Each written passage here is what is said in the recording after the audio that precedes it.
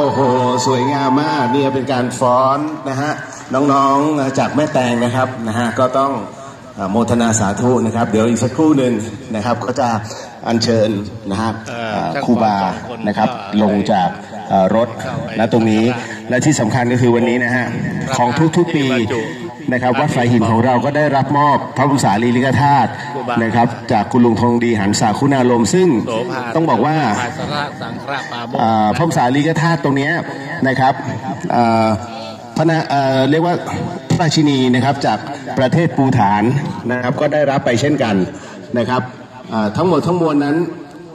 นะฮะ200 กว่าวัดที่ภูฐานนั้นก็เป็นที่เดียวกันกับที่วัดฝายหินได้รับนะฮะก็คือจากคุณลุงทองดีหันษาคุณารมณ์ประธานมูลที่ชมรมพระธาตุ